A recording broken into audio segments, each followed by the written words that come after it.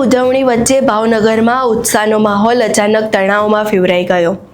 ઈદે મિલાદની રોશની જોવા નીકળેલા યુવાનો સાથે ગાડી અડાડવા જેવી સામાન્ય બાબતે બોલાચાલી થઈ હતી અને મામલો એટલો વકર્યો કે છરી અને લોખંડના પાઇપ વડે હુમલો કરવામાં આવ્યો। આ હુમલામાં 5 લોકો ઇજાગ્રસ્ત છે, જેની સારવાર હાલ સરટી હોસ્પિટલમાં ચાલી રહી છે। આખી ઘટના શું છે તેના વિશે વિગતે ચર્ચા કરીશું। નમસ્કાર, આપ જોઈ રહ્યા છો ચક્રવાત ન્યૂઝ। હું આપની સાથે વંશિકા।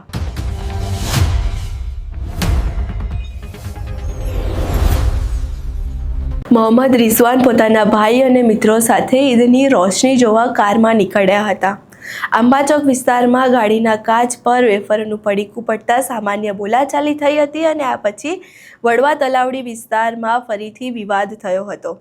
ફરિયાદ મુજબ કેટલાક શખ્સોએ કાર રોકીને છરી અને લોખંડના પાઇપ વડે હુમલો પણ કર્યો હતો। હુમલામાં 5 યુવાનો ઇજાગ્રસ્ત થયા છે અને તેમની સારવાર હાલ સરટી હોસ્પિટલમાં ચાલી રહી છે। ફરિયાદમાં કારના કાચ તોડવા અને સોનાની ચેન લઈ જવા જેવી બાબતો પણ સામેલ છે। ઈદના પવિત્ર તહેવાર દરમિયાન બનેલી આ ઘટનાને લઈને વિસ્તારમાં ચર્ચા પણ જાગી છે કે સામાન્ય બોલાચાલી કેવી રીતે આટલા મોટા વિવાદમાં ફેવરાઈ અને તે અંગે પોલીસે તપાસ પણ હાથ ધરી છે। અહીં પહેલા ઇજાગ્રસ્તને સાંભળીએ તેઓ શું કહી રહ્યા છે। સાંઢિયાવાડમાં હું આમ અત્યારે નવી વરાવાડમાં કાંઈ નહીં, અમે ઘરે જતા હતા, 10-15 જણા શખ્સ છરી લઈને મારવા માંડ્યા। ઉતર્યા તો ગાડીને થોડુંક ઓલું કર્યું, તમે કીધું ભાઈ થોડાક સાઈડમાં રહ્યો, તમે ગાડી છે ફૂટી જશે કાચ બાત ની એવી રીતે, તો સીધા ગાળાગાળી કરવા માંડ્યા ને પછી અમે ઉતરે 10-15 જણા હતા। છરી વાહનની ન્યાયના ઘર પાસે જ ઉભા। તમે રિટર્ન પછી ત્યાંથી નીકળતા હતા અમારા ઘર માટે આવવા માટે હલકાએથી 4 જણાને વાગ્યું છે।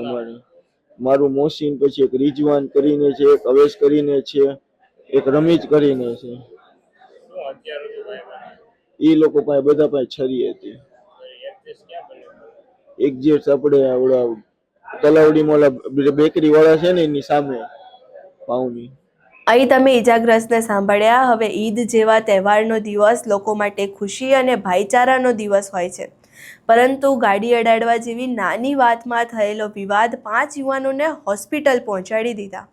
હવે નીલમબાગ પોલીસ સમગ્ર મામલે તપાસ કરી રહી છે અને હુમલામાં સામેલ આરોપીઓને ઝડપી પાડવા કાર્યવાહી શરૂ કરી છે।